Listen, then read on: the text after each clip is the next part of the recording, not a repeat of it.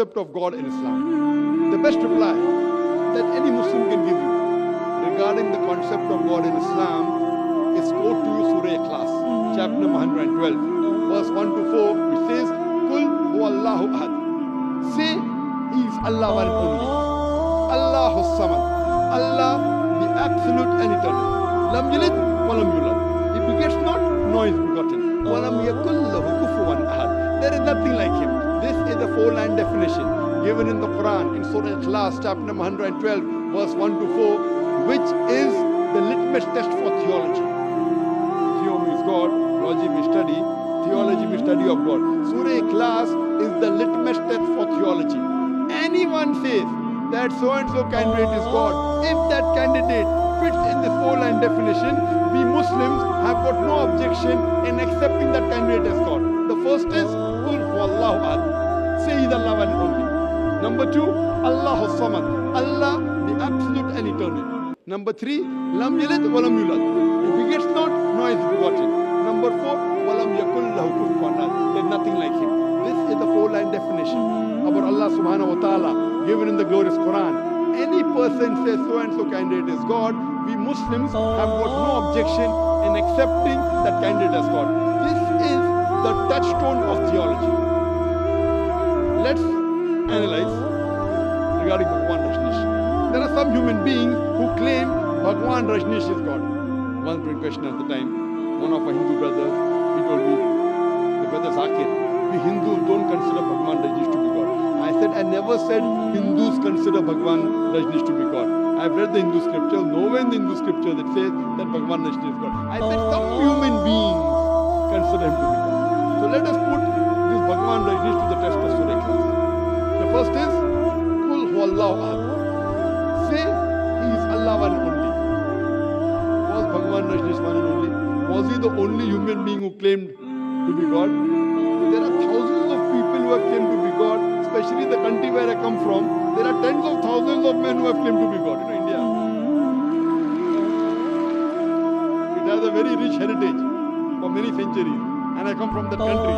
And I am proud to be a citizen of India. But in that country, we have many human beings in the past and even today, who claim to be God. Rajneesh is not the only one. The next is Allahu Samad. Allah, the absolute and eternal. Was Rajneesh absolute and eternal? We know from his autobiography, he was suffering from chronic backache, from asthma, from diabetes mellitus. Imagine Almighty God suffering from chronic backache, asthma, diabetes mellitus. And the third test is Lam yalid wa lam yulad. He begets not, nor is begotten. We know from his autobiography, he was born in a place in Madhya Pradesh. He had a mother and father who later on became his disciples.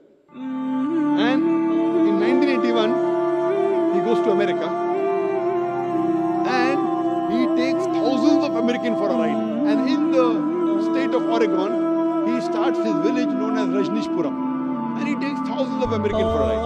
Later on, the American government arrests him and puts him behind bars. And then he claims the American government gave me slow poisoning. Imagine Almighty God gave me slow poisoning.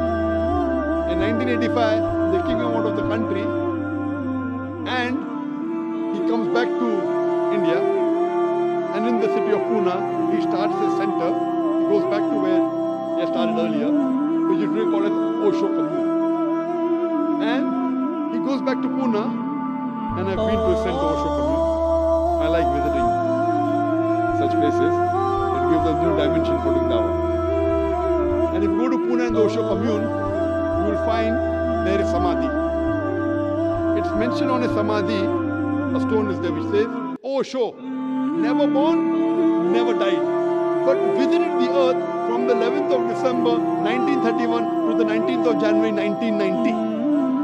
Never born, never died, but visited the earth from the 11th of December 1931 to the 19th of January 1990.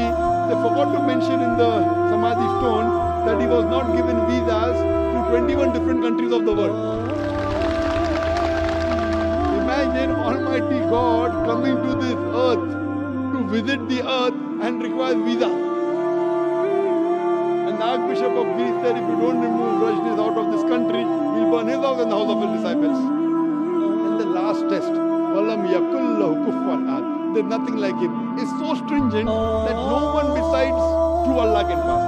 It says the moment you can compare anything in this world to Allah subhanahu wa ta'ala, he's not Allah. وَلَمْ يَكُلْ لَهُ كُفُوًا أَحَدٌ. There's nothing like him. For example, if someone says, Almighty God is 1,000 times stronger than Arnold Schwarzenegger. You might have heard the name of Arnold Schwarzenegger, the person who got the title Mr. World, Mr. Universe, the strongest man in the world, the strongest man in the universe. The moment you can compare God to anything in this world, whether it be Arnold Schwarzenegger, whether it be Dara Singh, whether it be King Kong, whether it be 1,000 times or 1,000,000 times, the moment you can compare God to anything in this world, he is not God. وَلَمْ يَكُلْ لَهُ كُفُوًا أَحَدٌ. There is nothing like him. This is the four-line definition of Allah subhanahu wa ta'ala, which is given in the Quran. And I request all the human beings in this auditorium, in Kuala Lumpur, in Malaysia, in the full world, who will be watching this on Peace TV, that whichever God you are worshipping, put him to the test of Surah Ikhlas. If he passes the test, the God you are worshipping is correct. If he does not pass this test, it's a false God.